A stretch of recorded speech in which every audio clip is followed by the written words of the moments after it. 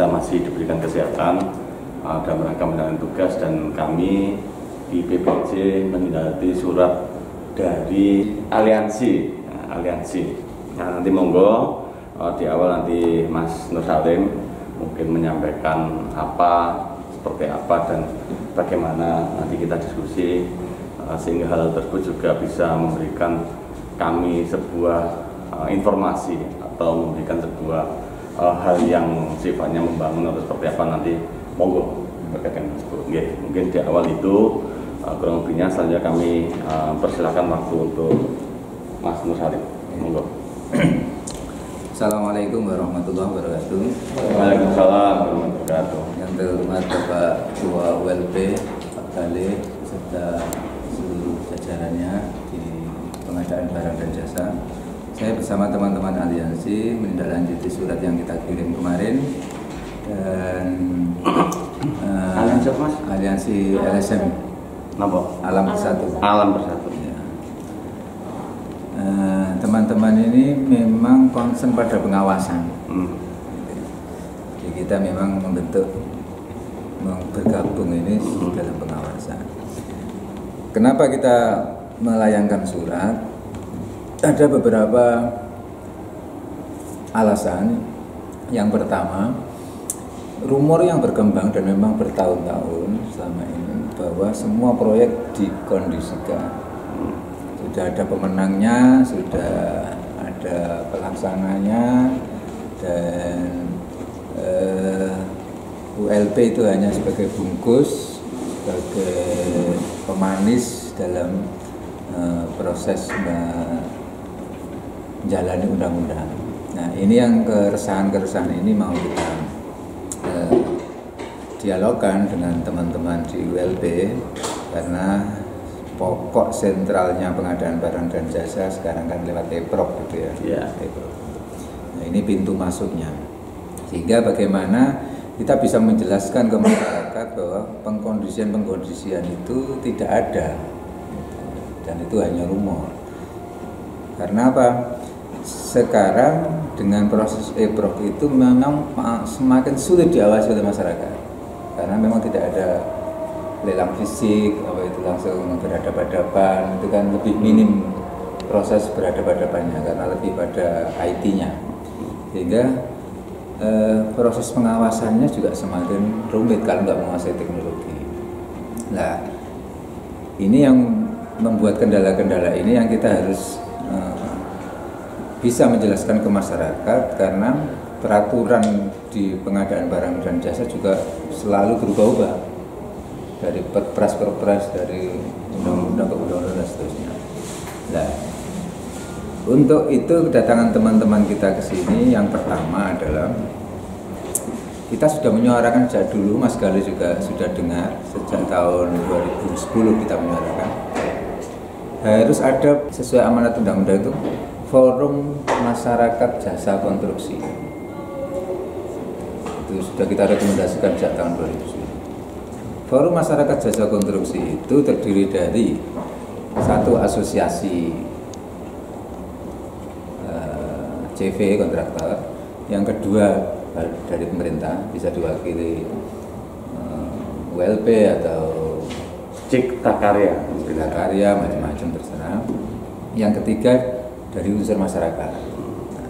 Ini dulu sudah pernah kita suarakan, dan saya kepingin ada replikasi gitu, karena itu melakukan survei kajian dan kita sudah membukukan hasil penelitian itu. Sekarang ini kalau bisa ada replikasi, bagaimana untuk meyakinkan kepada masyarakat bahwa tim pengadaan barang dan jasa itu sudah diawasi oleh masyarakat. Bentuknya apa? Apakah itu nanti dibentukkan menjadi tim pengawas atau tim pemantau independen atau apa istilahnya yang ada di undang-undang yang baru itu dalam pengadaan barang dan jasa.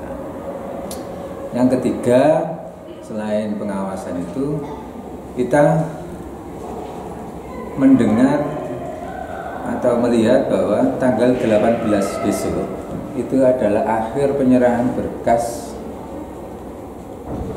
pengajuan lelang, pemasukan berkas akhir tanggal Setelah itu kan tim ULP kan akan mengklarifikasi, akan memverifikasi dan seterusnya. Ini kita akan mengawasi bagaimana permainan-permainan itu menutup sebanyak mungkin peluang untuk melakukan pengkondisian. Karena kita nanti akan melihat setiap peserta nanti klarifikasinya bagaimana, dokumennya apa yang kurang, apa yang nanti akan kita awasi dengan teman-teman. Ya dengan teknologi kan memang sekarang wayai internet, kita akan masuk ke situ, akan melihat apakah memang ada proses-proses pengkondisian itu. Misalnya tiba-tiba saya dokumennya lengkap, dinyatakan tidak lengkap, kayak gitu. Atau persyaratan yang mengada-ada itu nanti kita lihat, karena awalnya ini kita lihat ULP kok syaratnya sederhana, kelengkapan dokumen standar lah, saya lihat saya baca itu kok standar, jadi nggak apa-apa. Tapi nanti di proses klarifikasinya nanti kita lihat semua secara detail, karena saya melihat ada sekitar 100 miliaran yang akan dilelang ini, nanti akan kita lihat satu persatu. Itu yang ketiga. Yang keempat, alangkah bagusnya ULP ini kan katanya ada 5-7 pokja yang akan menangani lelang, kabarnya seperti itu. Ini kalau bisa untuk lebih meyakinkan kepada masyarakat, setiap pokja ini didampingi oleh masyarakat untuk melakukan pemantauan, pengawasan, sehingga rumor-rumor itu bisa kita tepis. Ya apa caranya mengkondisikan? Setiap pokja sudah ada perwakilan dari masyarakat yang mengawasi, hingga satu pokja bisa nangani 3-4 tender atau berapa, itu akan bisa menepis suara-suara itu di luar. Saya kira itu sebagai pengantar, dan mungkin nanti teman-teman menambah. Jadi beberapa hal tadi terkait dengan 4 pokok yang sudah disampaikan, mungkin nanti bisa disampaikan oleh tim saya. Yang pertama terkait dengan mekanisme pengadaan barang jasa. Jadi seluruh personil yang ada di PPJ itu ASN, wajib ASN satu. Tetapi semua ASN tidak bisa menjadi tim pengadaan barang jasa. Harus mempunyai syarat bersertifikat. Jadi untuk pengadaan barang dan jasa itu ada 6 jenis atau metode pemilihan. Itu seperti yang tadi nyambung pertanyaan Pak Nur Salim ya. Perpres berubah-ubah. Sebenarnya perpres tidak berubah, tapi ada penambahan-penambahan. Jadi ada yang dicabut, ada yang dirubah ya. Yang pertama 80 itu berubah menjadi 12, tapi ketika yang 12 apa cuma ditambahkan ya. Jadi ada yang ditambahkan, ada yang dikurangi segala macam. Jadi jenis-jenis metode pemilihan itu processing. Nah, itu berarti posisinya adalah untuk barang pekerjaan konstruksi garing jasa lainnya yang sudah terdapat dalam katalog elektronik. Kemudian pengadaan langsung. Nah, pengadaan langsung ini bahasanya kalau yang sudah sering itu PR. Kemudian penunjukan langsung. Nah, itu untuk barang pekerjaan konstruksi jasa lainnya dalam keadaan tertentu.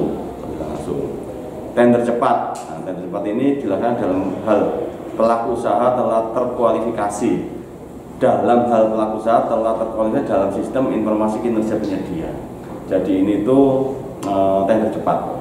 Kemudian tender. Nah, kalau tender ini yang dilaksanakan yang lelang itu. Jadi dilakukan dalam hal tidak menggunakan metode pemilihan penyedia sebenarnya dimaksud huruf A sampai dengan D. Nah, kemudian seleksi ini untuk jasa konsultansi bernilai paling sedikit di atas 100. Jadi jasa konsultan yang dilakukan secara lelang terkait dengan sebutan. Secara aturan dari Perlok LKPP nomor 12 tahun 2021 memang untuk evaluasi yang dilakukan Pokja itu memiliki sifat independen. Jadi tidak boleh diketahui oleh pihak-pihak lain. Seperti itu Pak. Itu memang secara aturan seperti itu. Kemudian bagaimana dengan pengawasannya? Selama ini yang melakukan pengawasan terhadap kami adalah BPK Pak. Jadi BPK itu sejauh ini sampai dengan saat ini yang diminta bukan berkas Pak, tapi Beliau minta user ID masuk ke login. Beliau melihat apa yang dilihat oleh Pokja. Beliau mendownload apa yang didownload oleh Pokja. Iya, alamat emailnya nggak sama. Iya, enggak. Jadi semuanya dilakukan oleh tim dari BPK dan itu dilakukan untuk seluruh paket tender di Kabupaten Lamongan. Kemarin ini bulan Januari Pak Kapolri, yang BPK melakukan audit terhadap Kabupaten Lamongan, termasuk juga paket-paket tender yang ada di Kabupaten Lamongan. Semuanya sudah dilakukan pengecekan oleh BPK. Jadi misalkan BPK menemukan kejanggalan, pasti kami dipanggil Pak, tentunya. Karena BPK juga akan mendownload semua penawaran penyedia, akan di cross check ke kami. Bahwa proses kualifikasi yang selama ini seperti yang diduga oleh masyarakat, sebagian masyarakat itu kan ada pengondisian. Memang faktanya dulu ketika saya masih aktif di bidang itu, kenapa kalau memang proses kualifikasi itu sudah sedemikian fair, tapi kenapa pemenangnya orangnya itu aja gitu loh. Jadi yang bisa mengerjakan proyek-proyek di Lamongan, walaupun di situ ada tingkat kompetisi yang sangat ketat, persaingan harga yang sangat mepet sekali, tapi seolah-olah sudah bisa ditebak siapa pemenangnya gitu. Nah, kita sebagai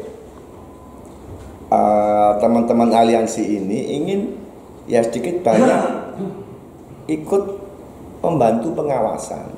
Tapi selama ini kita tahu banyak sekali yang namanya ya kebocoran-kebocoran di hampir semua proyek-proyek yang ada di Lamongan. Tidak perlu saya sebutkan. Nah, ini supaya tahun-tahun ke depan di eranya Pak Yes ini tidak terlalu apa ya seperti yang dulu-dulu gitu. Harapannya kita seperti itu. Minimal ada perbaikan yang signifikan. Tapi fakta yang terjadi mungkin jenengan sendiri tidak tahu atau memang pura-pura tidak tahu bahwa ada proses-proses seperti itu. Jadi ini ya mohonlah kalau memang kita mau fair, teman-teman LSM ini bisa dimasukkan sebagai semacam pengawasan ya, relawan untuk mengawasi ini supaya tidak terjadi kebocoran-kebocoran yang tidak kita inginkan gitu. Terkait dengan pemenang itu saja sih, kalau saya dulu kan tidak di PPJ Pak, tapi pas saya sekarang di PPJ, jadi saya juga kan melihat, jadi kalau pemenang itu saja mungkin saya juga nggak sepakat, tapi kalau misal pemenang itu saja mungkin monggo kategori atau konotasi pemahamannya seperti apa monggo. Tapi kalau semisal yang menang itu saja berarti mungkin gitu, dia berbasisnya adalah pengalaman, seperti itu, berbasisnya pengalaman. Jadi kan terkait dengan hal tersebut, contoh ketika sebuah syarat kalau tidak lengkap ya tidak lolos kan gitu kan, apalagi Pak Taufik kan sudah pernah mengikuti hal tersebut kan, misal seperti itu. Semua harapan masyarakat terkait dengan kedepannya lebih baik, saya juga sepakat Pak. Misal contoh hal tersebut sudah kita juga bisa melihat yang dari program Pak Bupati Jamula, yang Tekong, ruas mana itu?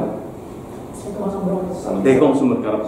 Dan saya juga menyampaikan terima kasih lah kalau misal kita sepakat antara pemerintah dengan teman-teman LSM, stakeholder atau dengan masyarakat berkeinginan untuk kedepannya kita supaya lebih baik dan lebih baik lagi kan gitu Pak Taufik.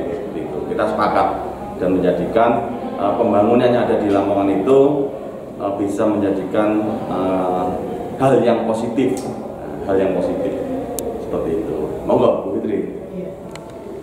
Tambahan Pak, seperti yang tadi disampaikan Pak Taufik, memang paket-paket yang di Lamongan sebenarnya kalau untuk beberapa tahun kebelakang tidak selalu penyedia itu saja Pak. Jadi kami pernah penyedia Nganjuk, kemudian Bojonegoro, Gresik, tahun kemarin banyak, Jombang, Surabaya, Sidoarjo itu banyak Pak. Tidak hanya penyedia-penyedia sekitar Lamongan saja. Kemudian juga identitas dari masing-masing itu sebenarnya terbuka di LPSE, di website SPSE Lamongan itu untuk proses yang telah melampaui pengumuman pemenang, siapapun dapat melihat bahwa penyedia jika digugurkan itu alasannya apa, itu detail Pak. Di situ semua orang bisa lihat tanpa login. Jadi dengan buka SPSE langsung klik, oh ini pemenangnya ini, alamatnya ini, harga penawarannya ini. Kemudian yang satu ini gugur karena apa? Oh alasannya kurang ini. Dan jika sampai kami itu melakukan istilahnya mengada-ngada terhadap menggugurkan penawaran, tentunya media pasti melakukan sanggah ataupun juga sanggah banding Pak. Seperti itu. Ini kan kejadian yang saya evaluasi kan pemerintahan yang lalu. Pemerintahan yang lalu. Harapannya itu jangan sampai meniru kayak yang lalu. Seperti tempat yang saya jadikan ruang berdiskusi ini kan tidak perlu saya sebutkan. Semua bapak-bapak mungkin sudah tahu semua. Saya detail tahu persis ini. Tetapi harapan kita ke depan bahwa proyek-proyek yang akan datang ini, uang ini kan uang pinjaman juga Pak. Bunga yo amono gedene. Kalau kualitas pembangunan itu tidak memadai, dipegang oleh dalam tanda kutip kontraktor hitam, entah benderanya dari Sidoarjo, dari Nganjuk, tapi yang namanya bandarnya tetap orang-orang itu saja, saya yakin, saya jamin 100% kualitas pembangunan di Lamongan akan tetap dulu. Jadi harapan saya, harapan teman-teman semua, harapan publik Lamongan itu supaya betul-betul ada pengawasan yang serius. Bukan berarti ketika pekerjaan itu dikerjakan terus konangan terus dibalik dengan BPK, ini kan yo memalukan juga Pak gitu loh. Dikembalikan duitnya mari dibalik duitnya itu opo dan lain sebagainya. Ini loh yang perlu kita awasi di sini. Maka saya sangat sering mengkritisi itu, bagaimana lorong-lorong gelap yang ditempuh oleh para pejabat kita di Lamongan, kita semua tahu Pak. Cuman sepanjang pekerjaan itu punya kualitas yang baik, kita tetap mendukung. Mohon nanti Pak Gali mumpung ini masih grace, jadikan ini momen untuk naik tangga yang lebih tinggi. Saya doakan tata sebaik-baiknya Lamongan ini, awasi sebaik-baiknya, jangan takut sama preman. Karena preman sekarang sudah tidak kayak dulu Pak. Dulu proses lelangnya juga tidak pakai penawaran, langsung celurit aja di meja, selesai semua. Kalau sekarang kan lumayan sudah, kita mungkin pejabat-pejabat Lamongan tidak perlu takut. Lu sudah gitu loh. Karena bicara seperti ini karena pengalaman. Jadi harapannya Pak Gale, mohon betul-betul ini siapapun yang bisa dilibatkan dalam proses pengawasan ini, tolong ya betul-betul dijaga. Kasihan juga Pak Yes, kalau Pak Yes sudah berupaya mati-matian cari pinjaman ke sana kemari, hanya dimanfaatkan oleh kontraktor-kontraktor hitam itu, kasihan Pak Yes. Meskipun saya sangat kejam di sosmed untuk mengkritisi Pak Yes, tapi itu semua saya lakukan demi kebaikan Pak Yes ke depan. Sehingga saya tidak mau lah pemerintahannya era Bupati Yes menuju kejayaan itu ternyata pada akhirnya kita tidak berjaya. Ya mari semua pihak, teman-teman kita mendukung semuanya itu. Intinya sehabis dari sini kami akan terus melakukan pengawasan, mulai investigasi macam-macam dari kita, dan akan kita berikan ke masyarakat bila ada suatu kejanggalan yang menurut kami perlu dipastikan, supaya apa? Kita menjaga Mas Gali dan teman-teman agar bekerja sesuai dengan aturan. Saya kira itu, dan ini sebagai sumbangsi kita kepada pemuda bahwa yang diharapkan Pak Talib supaya benar-benar lebih baik dan lebih baik. Saya kira itu, dan terima kasih.